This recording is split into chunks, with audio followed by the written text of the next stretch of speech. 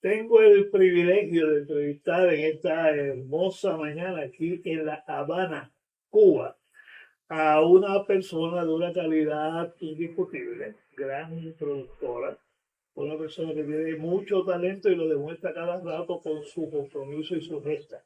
Así que es mi privilegio entrevistar a doña Gloria Rolando Casamayor. ¿Cómo se encuentra usted?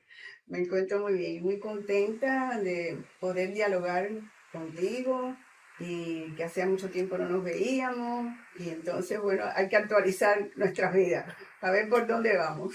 Hay que señalar que Gloria, y aquí en adelante van a decir Gloria, pues Gloria es una gran creadora en el mundo de la preservación de la cultura y del rescate de la cultura y ha hecho un sinfín de tareas y trabajos que todavía el resto del mundo apenas las conoce.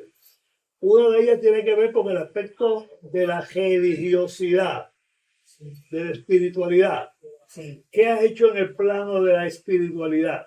bueno, sabes que mi primer trabajo fue dedicado precisamente a esa religiosidad, esa espiritualidad que es lo que nos viene de África y lo que se continuó y se elaboró aquí en Cuba, las religiones famosas afro-cubanas. Y mi primer trabajo se llama Ogún. ¿Por qué? Ogún, ¿De qué año es Ogún? ese documental se filmó en el año 90, lo terminamos en el año 91. Y entonces está dedicado a ese gran maestro eterno de las voces afrocubanas que fue Lázaro Ross, hijo de Ogún, ya fallecido. Y entonces yo lo conocí porque él trabajaba en el Conjunto Folclórico Nacional y mi amigo Pedro Betancourt me dijo, vamos, ¿por qué no deberíamos hacer un documental sobre Lázaro Ross, su vida? Y además él tiene una voz increíble. Pero ya era, no solamente Lázaro, era el homenaje a toda esa ciencia y conocimiento que viene de África y se elabora y se reinventa en el suelo cubano, como son los pataquines, esa explicación del mundo, esa filosofía, esa mitología. Y Lázaro era un gran cuentista, cuentero de todo eso. Solamente, él no solamente cantaba, sino también tenía ese don de recopilar los pataquines, esa explicación de ese mundo yoruba tan hermoso. Y ese fue mi primer trabajo. Tus saberes ancestrales, tú los recogiste y preservaste en esa producción. Sí, porque también yo quería que mostrar el orgullo, la presencia del orgullo de esas personas muy humildes, negras, mestizas, casi todas, que eran el reservorio de aquella cultura ancestral, cantos, ceremonias, deidades. Y entonces Lázaro fue mi vehículo para expresar todo eso. Y con el tiempo el documental Ogún, un eterno presente, Eterno presente, se convirtió, mágico título. sí, se convirtió en un homenaje a muchos fundadores del Conjunto Folclórico Nacional que algunos ya no están con nosotros, algunos ya, bueno, han fallecido, otros ya no bailan en el conjunto, pero se convirtió no solamente en el homenaje a Lázaro, sino a muchos y muchos otros practicantes que bailaban y tocaban allí al compás de los tambores bacanos. Y después de esa producción, ¿cuál fue la acogida de La alguna gente, de la nación cubana, del mundo afro-caribeño? Sí, ese documental abrió muchas puertas. Fue con el documental que yo viajé por primera vez a Estados Unidos. Sí, en el año 91 yo viajé a Estados Unidos, lo presenté en muchos lugares, en varias universidades, y también creo que en ese momento fui a Atlanta, pero especialmente yo fui a Jersey City State College, invitada por ese famoso artista que es, yo le digo Papa Ben Jones. Y entonces, mucha gente en el año 91 decían, pero en Cuba existe, ¿sabes? Ben John no es Ben Yogana. No, Ben Jones. Pero que era en ese momento profesor de Jersey City State College. Y mucha gente preguntaba, oye, ¿es posible la espiritualidad en Cuba? Las creencias, ¿de dónde sacaron todo eso? Y entonces mucha gente se sorprendía de aquella presentación espontánea, orgánica, de cantos ancestrales y de danzas que se habían propagado por el tiempo y la gente lo aceptó muchísimo. Ese fue mi inicio en esos viajes allá a Estados Unidos. Y esa presencia en Estados Unidos, en ocasión de esa presentación, ¿qué tiempo duró? Yo creo que yo estuve como un mes, ya yo no me acuerdo muy bien, porque eso fue en el año 91, pero sí, fue como una gira pequeña de un mes en distintas universidades, pero sí, la carta principal estaba dirigida por el Jersey City State College. Sí. En Jersey. Y una pregunta, y en esa gira que hiciste por los Estados Unidos, pisaste el suelo boricua de Puerto Rico? Nunca he tenido la oportunidad. Todavía. Eso me queda pendiente.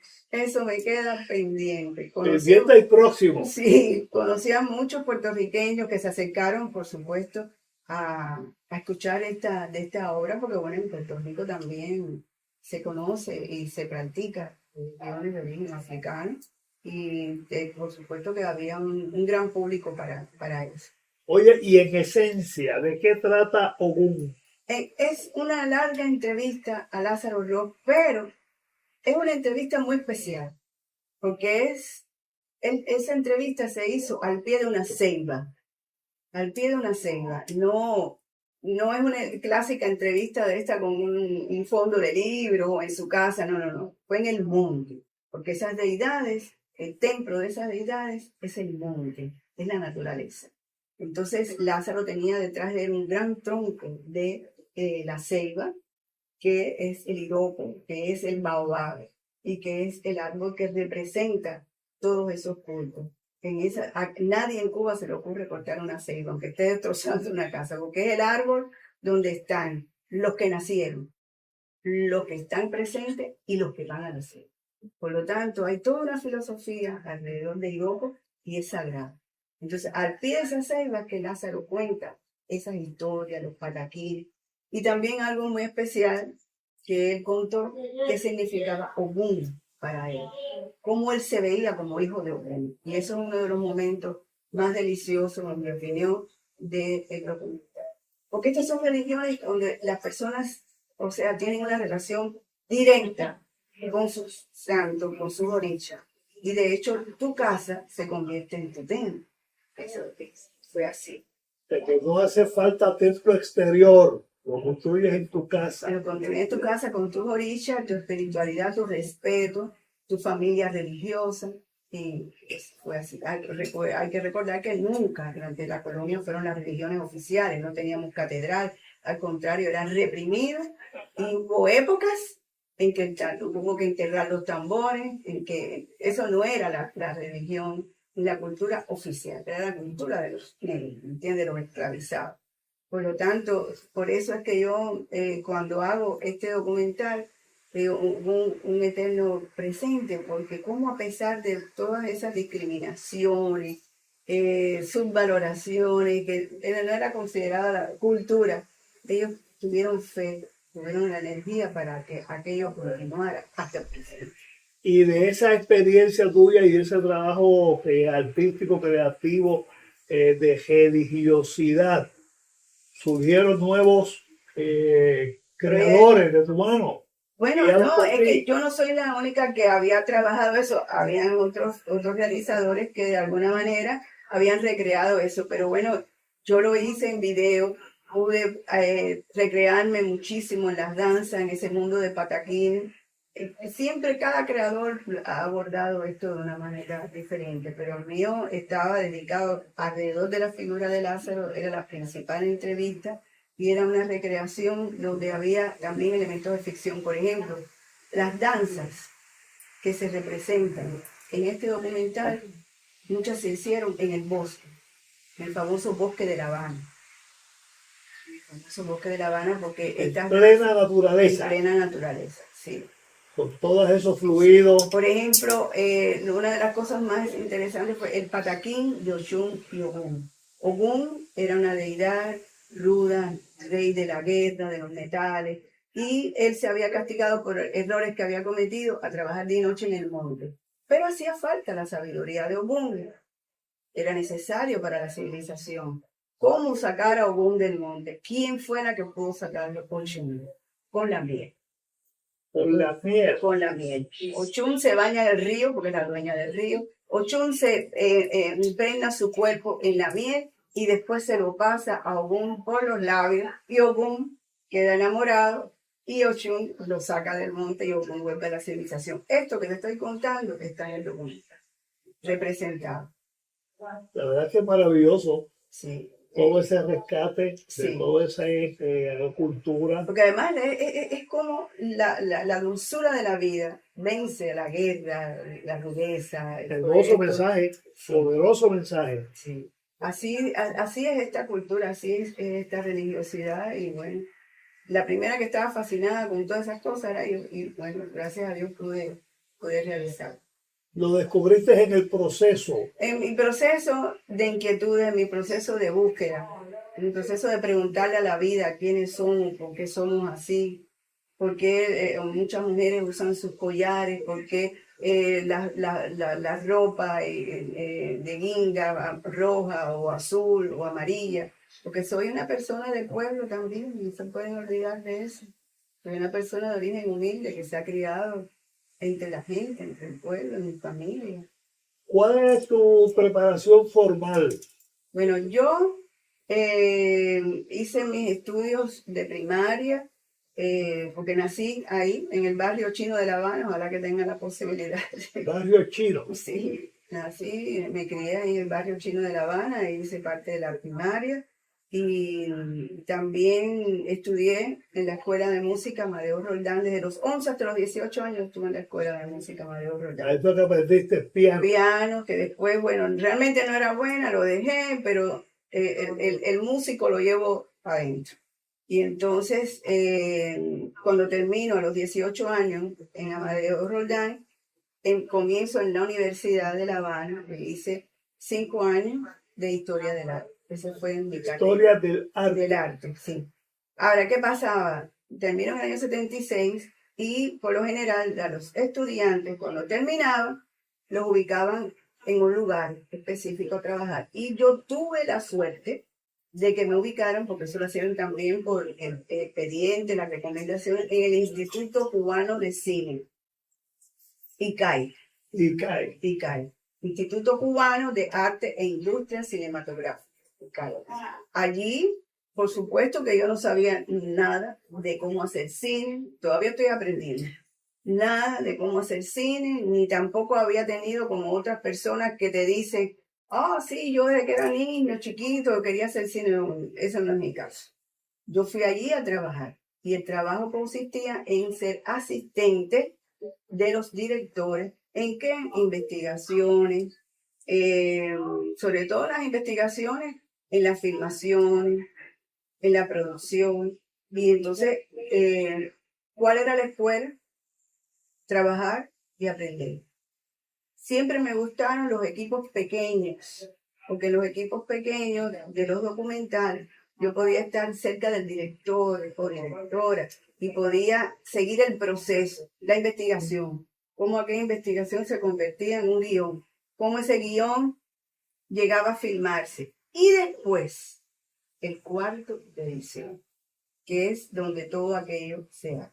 ¿Y la música?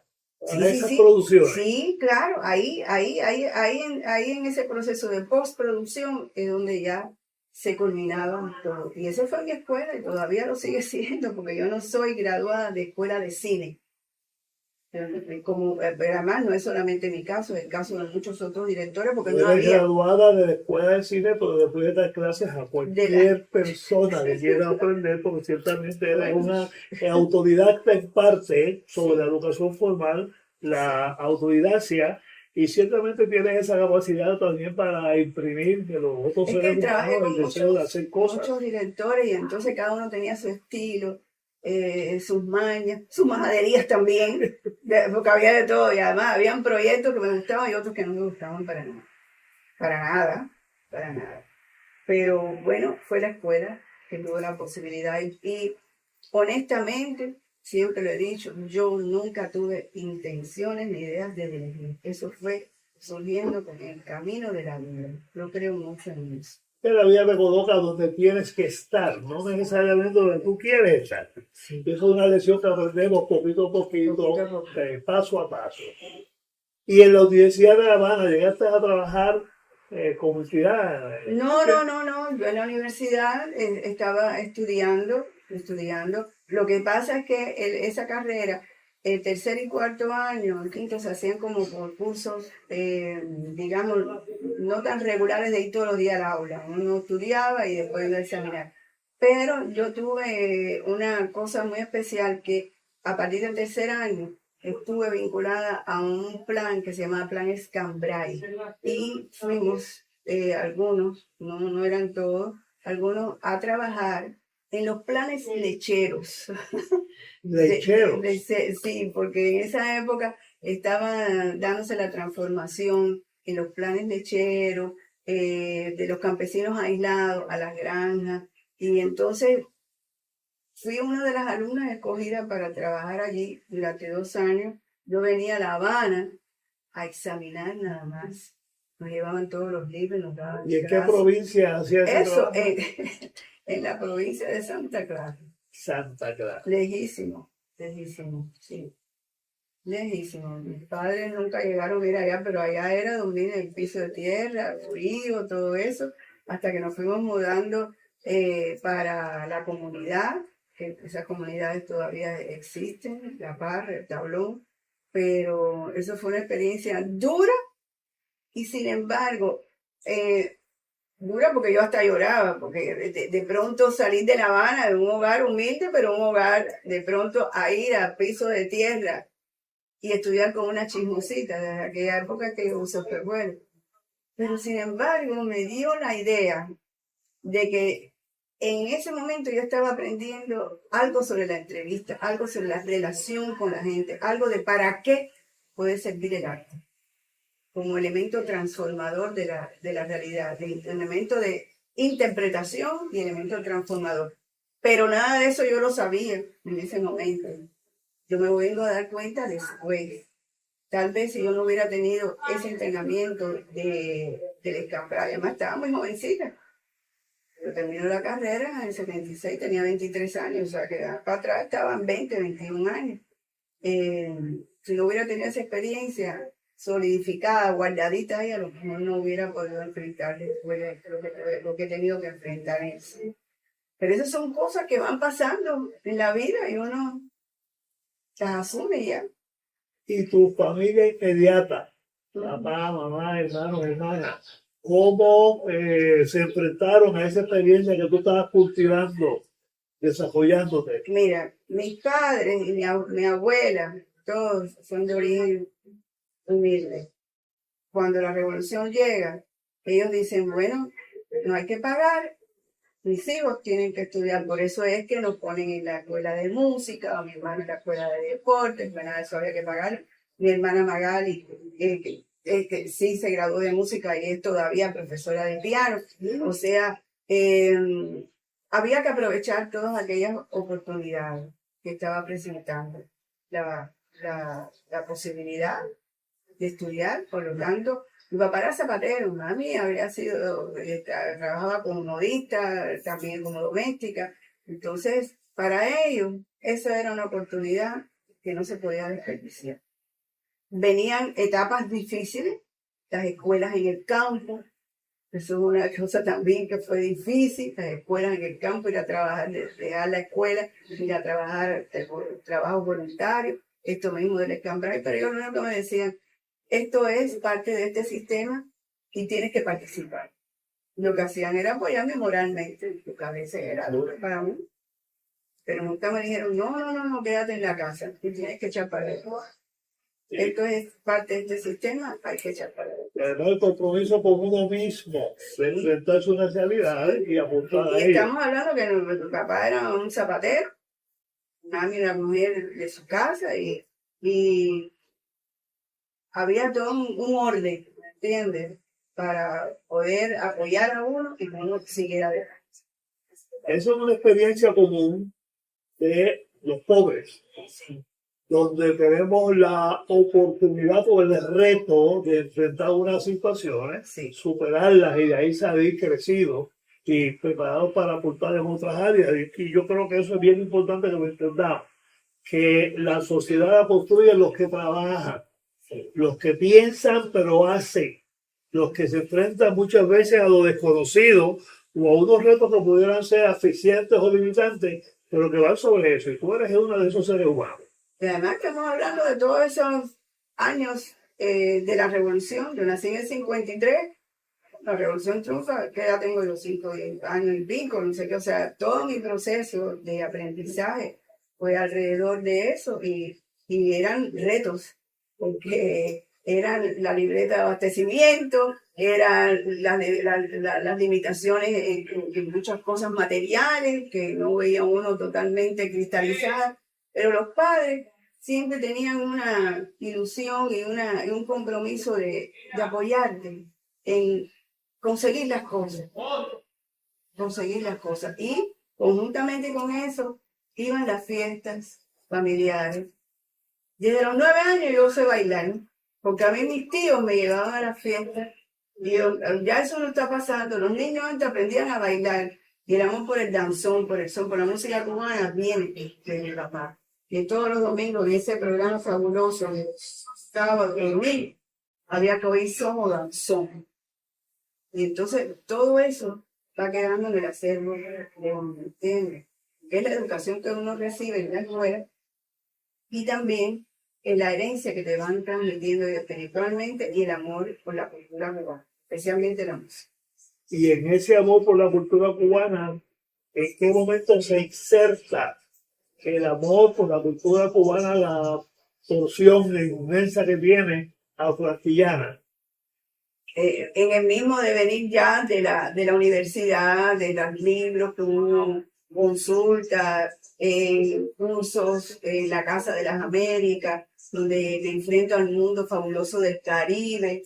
O sea, ya después de graduada y estando en el ICAI, ya ahí vienen muchas vertientes y muchas influencias de los temas que estoy trabajando con diferentes directores, pero también de lecturas y conferencias que uno asiste, sobre todo en la Casa de las Américas. Y allí, en la Casa de las Américas, donde yo me siento cerca de ese tema del Caribe. Y empiezo a leer la literatura caribeña. Los haitianos, Joey Rami, Salvador. Y eso para mí fue decisivo, porque ya después que yo hice Ogún, me empiezo a interesar por qué en Cuba hay tantos negros con apellidos ingleses. Y por ahí viene. Con apellidos ingleses. Ingleses, sí, porque y bueno, la gente que llegaron de Jamaica, Barbados, Trinidad y Tobago, que venían alrededor del mundo de la industria azucarera. Déjame hacer un paréntesis. Yo soy mi segundo apellido es Riol. Y después de conversar mucho, yo entiendo que eso viene de las islas francesas, cuando la esclavización, y que posiblemente mis antepasados se movieron por una razón u otra, ¿verdad? El canal de Panamá, o porque eran liberados o lo que fuera, se movieron por las Antillas, sí, hasta llegar a Cuba, y posiblemente hasta llegar a alguna parte bueno, porque hay un fenómeno que dispersó y al mismo tiempo unificó, que fue la construcción del canal de Panamá. Muchas islas, muchos países del Caribe participaron. Y entonces después que termina ya la construcción del canal de Panamá, la industria azucarera cubana estaba en alza y necesitaba cheap labor force, mano de obra barata. ¿De dónde la sacaron? Y mucha gente vinieron. Ese es el contenido de mi documental, Los Hijos de Baraguá, porque yo fui a Ciego de Ávila. Esa fue la fundación de Imágenes del Caribe. ¿Fuiste a Ciego de Ávila? Ciego de Ávila, que está así como que en el medio de Cuba. Y entonces allí fue donde encontré esta comunidad, donde todavía los antiguos habían pasado canciones como Matilda. Matilda, bueno, en Matilda, donde todavía se bailaba en Maypole, donde los viejos, todavía guardaban pasaportes del canal de Panamá. Y entonces todas esas memorias yo las pude recrear en Los Hijos de Baraguá. ¿Sabes que hay un paralelismo con Puerto Rico y otras islas del Caribe?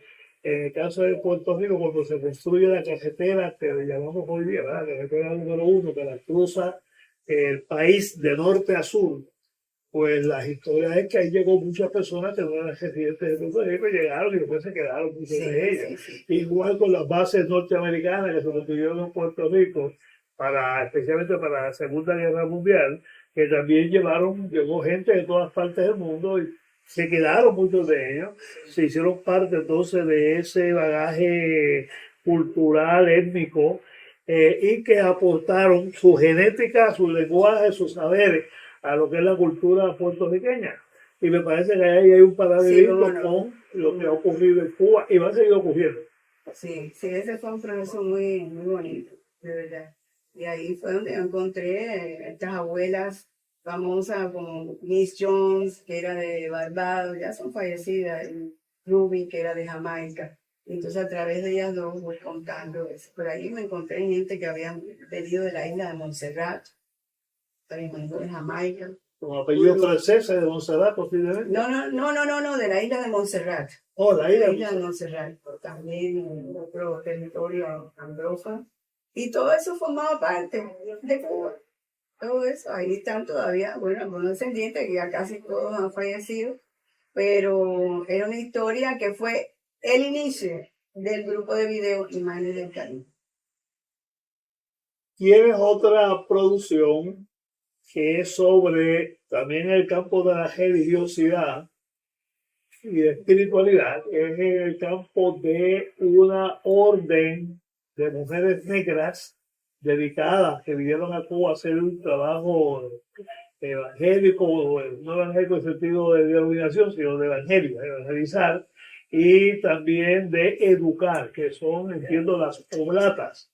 Sí, ese es el trabajo más reciente, Hermanas de Corazón, que está dedicado a la orden Hermanas Oblatas de la Providencia, de Oblate Sister of Providence.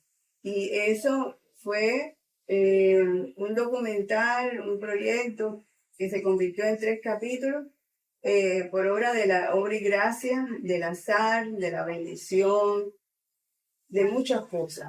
Porque en realidad yo había ido a Morgan State University en el 2014 a presentar mi documental sobre los haitianos, Ren Barkley. Y estando ahí en Baltimore, empiezo a indagar con Samuel, que dice que mató la memoria, y con otros que organizaron mi programa. Y mi mamá siempre me habló de Baltimore y que las monjas negras que estaban en Baltimore estaban, diciéndolo yo en pasado. Y cuando me dicen, no, es que ellas, la orden, la casa madre está todavía ahí. Y ellos me llevan allí a la casa madre, en Baltimore. Si yo estaba en Baltimore, fui a presentar reembarque y preguntándole a los organizadores del programa, me dicen que sí, que esa orden está viva todavía, que existe la casa madre. Y el día antes, me acuerdo que era ya tarde, casi cerca de las 6:15, 7, que es una hora bastante tarde para visitar una casa madre de monjas. Me llevaron y conocí a las últimas monjitas negras muy mayores, cubanas, de esa orden. Ellas estaban súper contentas porque, bueno, yo era una cubana que vivía en Cuba. Entonces ellas estaban súper contentas de conocer a alguien a quien ellas pudieran... Pero esas monjitas que eran cubanas se habían ido para Baltimore. Sí. Porque la orden estuvo aquí de 1900 hasta 1961, que ellas se retiran y se van. Pero ellas seguían siendo cubanas. Y cuando ellas se encontraron conmigo y yo con ellas, fue de una alegría tremenda. Y en ese momento me señalan 2 cosas. Una, la existencia de la Madre María Lange, que fue la fundadora de la orden. Y la segunda cosa, que todavía en Cuba quedaban, estamos hablando del 2014, quedaban antiguas alumnas de ellas aquí, o sea, mujeres de 60 y tantos años en adelante, hasta los 80 y 90, que habían sido sus alumnos. Por lo tanto, lo dije, no, pero esto yo tengo que investigarlo cuando llegue a Cuba, y ahí fue donde empecé a asumir desde ese momento el documental Hermanas del Corazón. Pero ni siquiera yo tenía una idea de que en el 2017 yo iba a poder ingresar al convento y pasarme un mes allí, ¿Dónde queda ese convento? en Baltimore. ¿Pero en el campo o en la Sí, ciudad? retirado, ¿no? Sí, sí, Retirado. En retirado. la ruralía. Sí, sí, retirado, porque es la casa madre de ella, sí, está en Baltimore, en la ciudad de Baltimore, pero retirado. Y en Cuba, ¿dónde estuvo? No, las oblatas, cuando ellas abrieron un colegio, abrieron en varios lugares. En La Habana, en Camagüey, en Santiago de Cuba, en Cárdenas. Sí, ellos tuvieron varios colegios. Esos colegios eran únicamente para personas llamadas a ser parte de la orden que querían crearse o eran No, abiertos. el objetivo de la orden Hermanas Oblatas de la Providencia era hacer escuelas para las niñas negras. Hicieron muchísimas en Estados Unidos. Hay toda una trascendencia de la obra de ellas en Estados Unidos. Ahora, en 1900, cuando ya incluso se habían formado algunas cubanas, se habían hecho su noviciado allá, y estamos hablando del siglo XIX, vinieron a Cuba para fundar sus colegios. Y de esos colegios ninguno queda. No, no, no. No, porque ya ellas se retiran de Cuba en el año 61, cuando se cierran todos los colegios privados y de carácter religioso. Pero esos colegios privados que estaban, por lo menos la cuestión física, ¿verdad? De los planteles, ¿los heredó alguna otra organización? O se hacía- Algunos son escuelas actualmente. Algunos son escuelas. Algunos son escuelas, otros se han transformado, otros bueno, han sufrido el paso del deterioro del tiempo. Han tenido diferentes estilos. Pero lo más importante para mí era sacar a la luz las historias personales de ellas y de las familias, y la lucha de las familias negras por obtener la educación en una sociedad racista y clasista. Porque esas monjas tenían bien claro que siendo esas muchachas negras en esa sociedad, tenían que prepararse y tenían que luchar para poder ser algo. ¿Sabes que en Puerto Rico hubo tres figuras, las tres personas negras, descendientes de negros libres, ¿verdad? Que es el padre Rafael Cordero, que es la figura que más se menciona, y tiene dos hermanas, una que se llama Gregoria, que no suena tanto en términos históricos, y otra que se llama Celestina.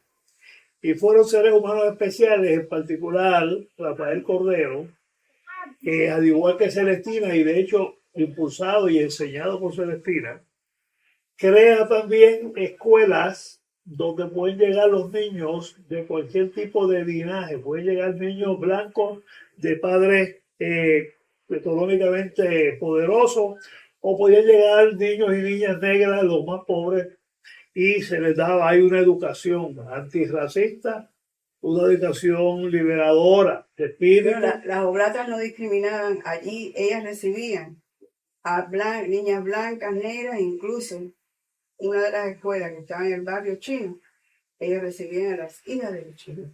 Pero fíjate que siguen habiendo ahí Sí. una similaridad, Sí. ¿verdad? Unas coincidencias históricas, porque es que el afán de crecer y de aprender es en cierta forma universal. Y los seres humanos que han estado oprimidos atesoran de manera particular las oportunidades que surgen.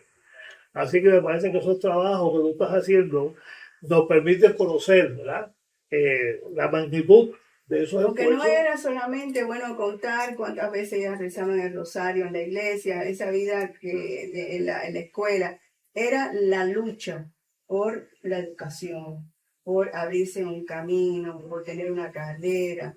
¿Entiendes? Entonces, ahí están las voces, en ese documental sí están las voces de las últimas monjas negras cubanas que yo encontré allá en Baltimore, y están las voces de las antiguas alumnas. Y eso es por lo menos lo que le da más valor, porque ellas después, sobre todo las antiguas alumnas, decían, nos íbamos a morir y no íbamos a contar, ese capítulo se iba a perder. Y en cuanto ellas supieron de esto, de esta posibilidad, empezaron a sacar medallas, fotos, un rescate histórico de un legado Sí. cuantioso, Eso profundo, muy significativo. se iba a perder completamente en las fotos viejas en una gaveta.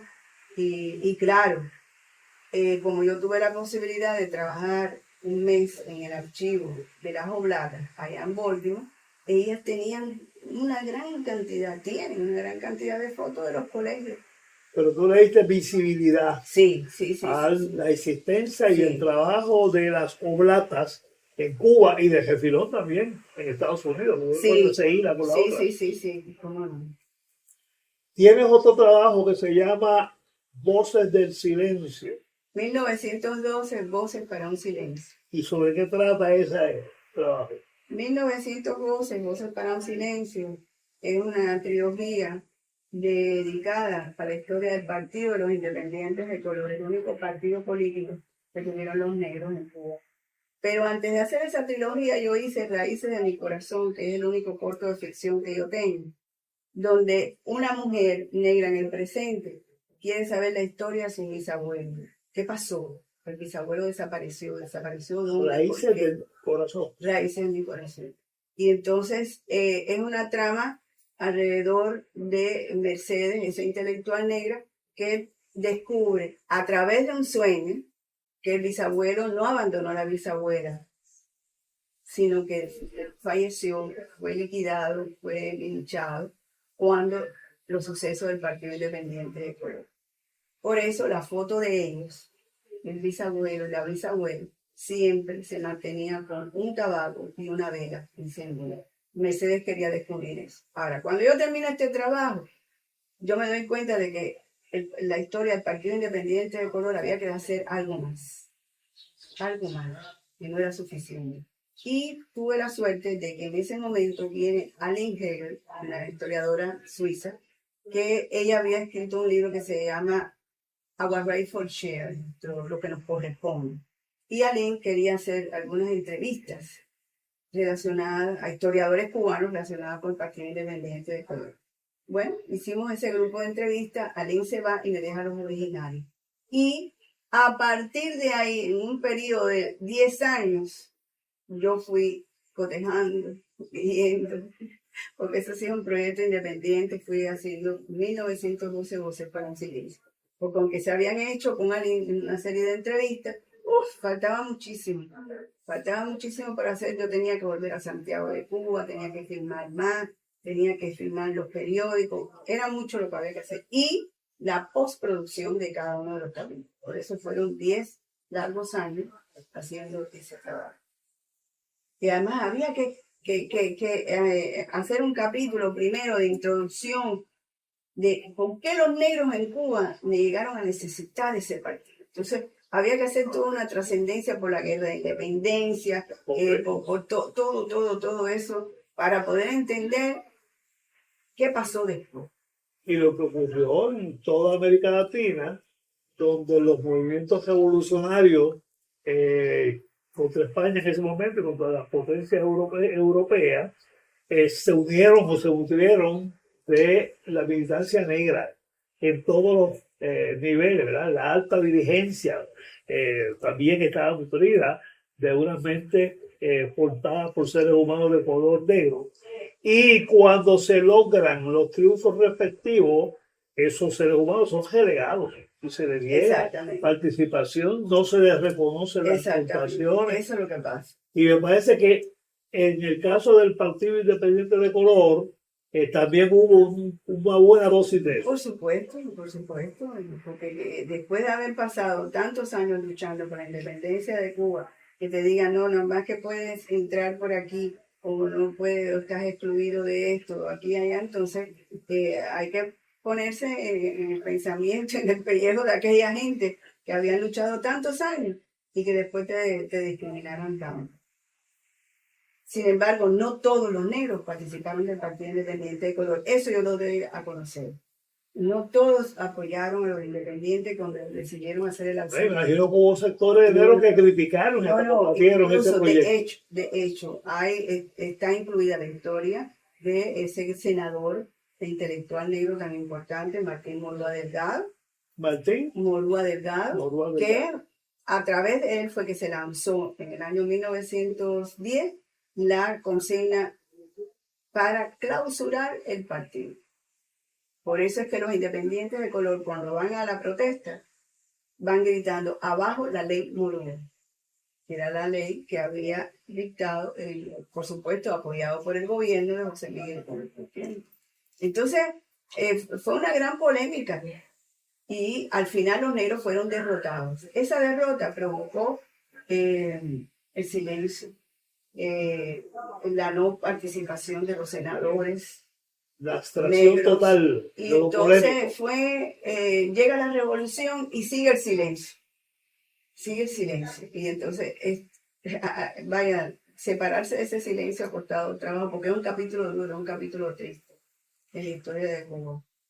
Y muy complicado, muy complicado. Hay escritores contemporáneos que han hecho obras sobre el problema del racismo de la sociedad cubana y de cómo hasta muy recientemente en algunas provincias la gente negra no podía estar en unos lugares. Oh, sí, no. Cuba estuvo plagada, la República Cubana estuvo plagada de sociedades para blancos, para negros, mestizos. O sea, era una sociedad racista y clasista. Porque usted, de acuerdo a su nivel cultural o profesional, como negro podía ir a esta sociedad, pero no podía ir a la de los mulatos, que eran médicos, doctores, abogados. O sea, eso estaba muy bien diseñado para la división. Mantener a cada cual en su sitio. En su sitio, así mismo. Lo Lo que pasa es que tampoco se puede desechar los aportes que se hicieron en esas sociedades, los avances, los progresos, la filosofía, el pensamiento. Y yo creo que eso lo han estudiado casi más en Estados Unidos que aquí. Aquí ahora hay mucha más gente joven interesada en eso, pero en la época que yo estaba estudiando en la universidad jamás escuché de nada de eso. No se tocaba eso. No, eso era la cosa que no existía.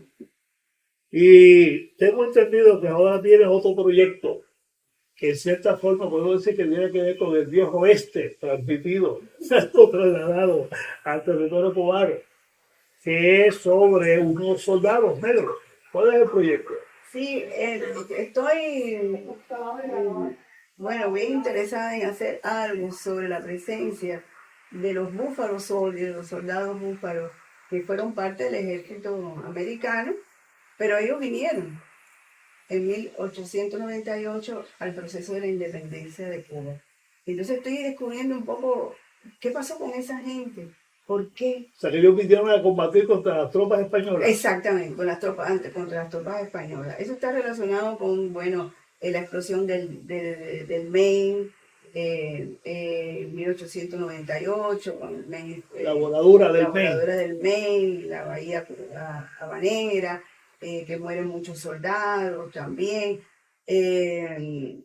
Pero también yo creo que había un interés por venir a apoyar el proceso independentista cubano, porque leyendo algunas informaciones, creo que ellos también sentían un compromiso por venir a luchar a la tierra de los Maceo, del general Antonio Maceo. Y esa es una de las cosas que yo quisiera destacar.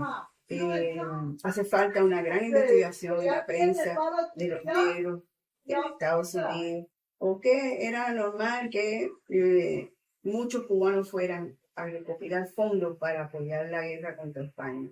Y entonces la figura del general Antonio Maceo fue clave en eso. Y bueno, espero que me puedan ayudar también a encontrar, sobre todo esos titulares que puedan ir relatando la presencia de Maceo en Estados Unidos. Él estuvo en Nueva York, estuvo en Tampa, estuvo en New Orleans, estuvo en Key West, en Río Hueso, y yo creo que la prensa lo siguió.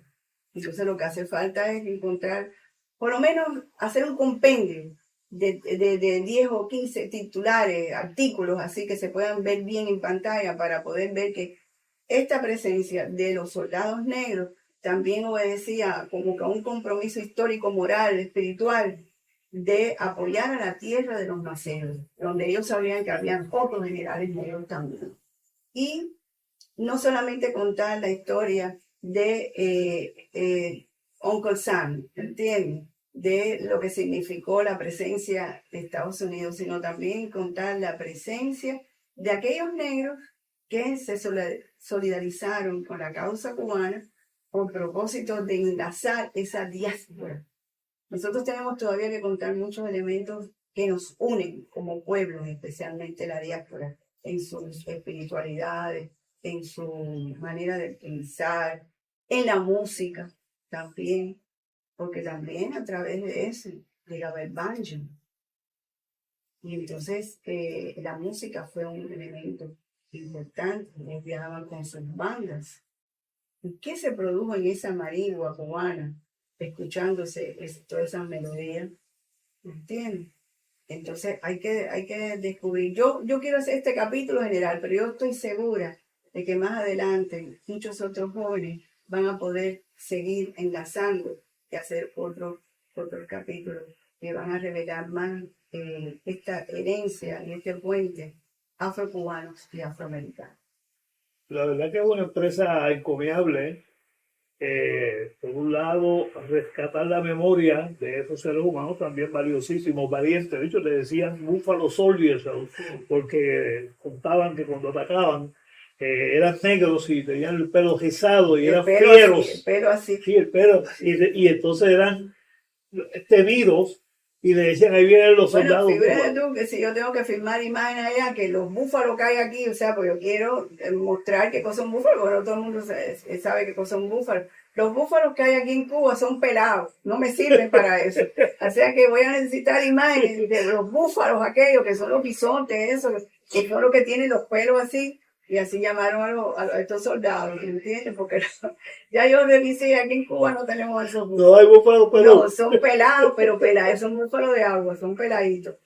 Interesante. Y ese proyecto es el que te está animando en ese momento. Sí, es el que me da los dolores de cabeza del alma y de la desesperación, porque bueno, no es fácil. Desde aquí no se puede obtener información, o sea, accesos a sitios donde pueden haber informaciones de ellos. Y también que hace falta la conexión con algunas sociedades búfalos, que sé que existen, que quieran acoger con amor, con seriedad este proyecto. Y con fondos, que ayuden. No, por favor, como nosotros decimos con Guaniquique. Interesantísimo. Sin eso no se puede hacer nada. Así que en el proyecto de los búfalos, tu próximo paso es viajar a Estados Unidos. ¿O cuál es el próximo paso? Quisiera viajar allá porque hace falta impulsar el proyecto, hacer contactos en locaciones, en archivos, visitar el Schomburg Center. No sé cómo lo voy a lograr. Vamos a ver cómo se puede ir logrando eso. Pero por el momento estoy abierta a ir recibiendo informaciones que la gente ha ido sacando, no sé, de los libros, etcétera, para ir completando poco a poco. Que tú sigues investigando. Sí. Y descubriendo. Sí. Y dándole identidad a los sectores de la sociedad que les ha sido negado. Sí, ese ha sido el objetivo. Levantando el reconocimiento de esos pueblos, de esos sectores. Porque es importante, por ejemplo, seguir un poquito el proceso, 1898, pero ellos llegan aquí a Cuba, pelean, regresan a Estados Unidos, pero ¿qué estaba pasando en Estados Unidos en ese momento? Entonces hacen falta fotos de aquella terrible efervescencia del Jim Crow, ¿entiendes? ¿Qué estaba pasando? Mientras ellos estaban peleando aquí, ¿cómo eran tratados allá? Y la mejor forma, porque este no es un documental de entrevista, es a través de la prensa, los titulares, las fotos que te van diciendo 1898 o 1899, cuando regresaron las tropas, ¿qué estaba pasando? ¿Qué estaba pasando? Con los periódicos que estaban alertando de la discriminación y de la injusticia allá, ¿no? Y por eso, bueno, también parece ser que algunos quisieron quedarse en Cuba o pensaron quedarse en Cuba. Pues vamos a hacer el patente del compromiso del Concilio Puertorriqueño contra el Racismo y de este servidor y de otros hombres y mujeres de nuestro país, de Puerto Rico, que están interesados en este tema y que yo estoy seguro que vamos a generar una corriente de apoyo aquí, incluso en la parte de la investigación, Eso es lo más de poder importante. llegar allá, en este caso al Schomburg Center y a otras instituciones, para abrir esos archivos y buscar esa información que tú nos indicarás, ¿verdad? Pues, la que tengas, cosa que cuando llegues a Nueva York ya tengas eso bastante adelantado y podamos ver ese Eso sería producto muy en tiempo importante. relativamente Sí, breve. porque tampoco yo, o sea, yo estoy si doy un viaje es dale para aquí, para allá, ¿me entiendes? Entonces, no puedo saber si voy a tener yo misma acceso. Yo necesito ya puertas abiertas, algunos resultados, y yo pienso que esas dos cosas, la presencia de Maceo y los clubes que existían de cubanos, eso es fundamental para entender ese vínculo, ese vínculo. Y la prensa de los negros que reflejaron la presencia de Maceo. Por suerte yo tengo las fechas, los años, no es así ponerse a buscar en todo el siglo XIX. Existen fechas localizadas, meses, años para hacer eso. Me imagino que un área que ha sido ya muy documentada es la existencia del Club Las Dos Antillas, que promovía la independencia de Cuba e independencia de Puerto Rico. Exactamente. Así que esos archivos, yo imagino que buena parte deben estar en la colección Schomburg, ¿no? Sí, eso es importantísimo porque esas causas estaban unidas. Esas causas estaban completamente unidas. Y hace falta fotos de los líderes negros que estaban también por allá. Ahora se me olvidó, hay uno que es súper importante, la memoria falla. No era Martín, Rafael Serra. Rafael Serra. Rafael Serra, figura clave. Y este grupo, que era un grupo de negros que estaban en Nueva York y que apoyaban la causa cubana, eran negros cubanos, la Liga. La Liga. La Liga. La Liga. La Liga. La Liga. Esa gente estaba en Nueva York con Rafael Serra.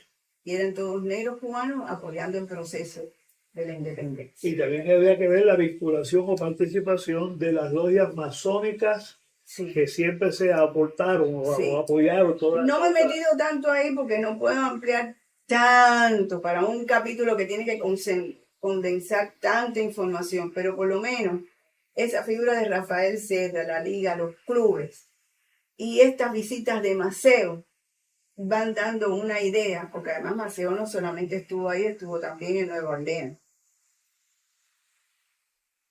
Pero por lo menos Nueva York, el núcleo de Nueva York es muy importante. Me place en este momento hacer